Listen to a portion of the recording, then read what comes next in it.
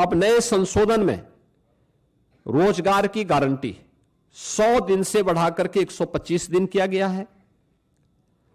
साप्ताहिक वेतन यानी साप्ताहिक भुगतान होगा।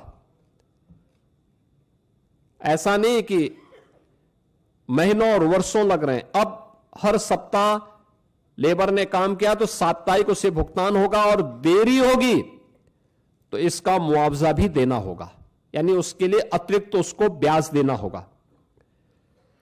समय पर काम नहीं मिलने पर बेरोजगारी भत्ता अब कानूनी अधिकार हो गया है। यानी अगर कोई व्यक्ति कहता साहब मुझे काम चाहिए और काम नहीं दे रही है ग्राम पंचायत, तो उसके बदले में उसको भत्ता की गारंटी होगी।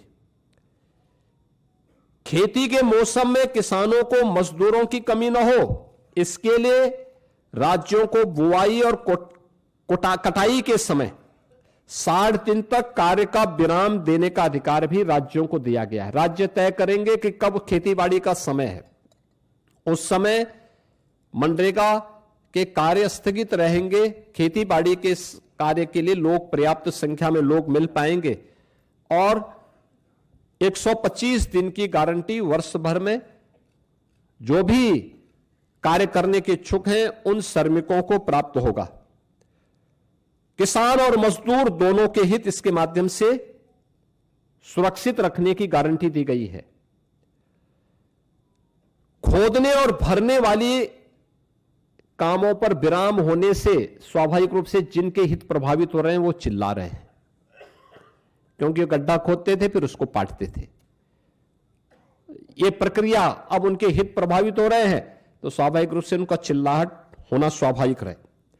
अब इसमें 4 श्रेणियां दी गई हैं जिसका निर्धारण ग्राम पंचायत स्वयं तय करेगी। एक, मनरेगा का उपयोग जो पहले होता था वह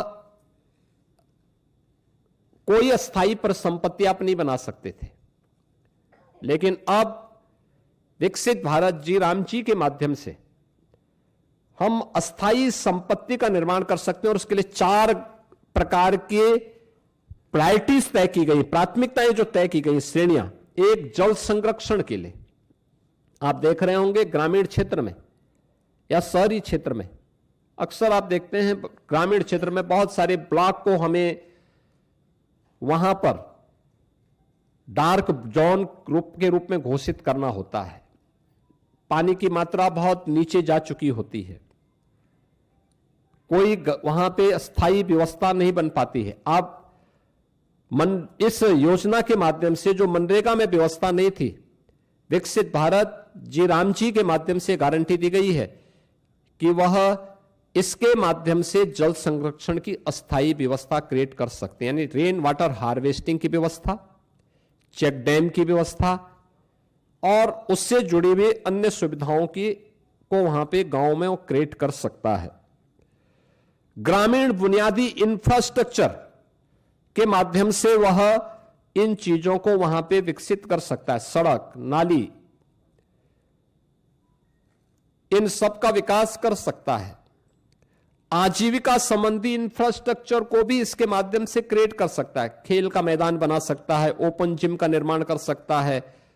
गांव के पास पैसा है, गांव के पास लैंड है, गांव की मार्केट मंडी बना सकता है। गांव में सड़कों पे जहां तहां जो मंडी बनी हुई है उसको हटाकर उसको व्यवस्थित रूप से दुकानें बनवा करके एक अच्छे खाली जगह पर उसको अस्थायी रूप से सड़क से हटा करके एक सिस्टम के साथ जोड़ सकता है, जिससे सुरक्षा की गारंटी उस दुकानदार के पास भी हो जाएगी और साथ साथ गांव के पास एक इनकम का माध्यम भी हो जाएगा।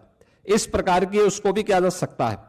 और प्रतिकूल मौसम घटनाओं से निपटने और आपदा तैयारी हेतु भी विशेष कार्य किए जा सकते हैं, यानी बाढ़ प्रबंधन के लिए गांव से जुड़े हुए छोटे छोटे कार्य हैं, उसके लिए शासन पे उनको निर्भर रहना पड़ता है। अब इसके लिए निर्भरता की आवश्यकता नहीं, ये सारी चीजें वहां पर उपलब्ध। आप इस विकसित भारत जी राम जी की इस स्कीम के माध्यम से इस अधिनियम आपको ये गारंटी दे रहा है।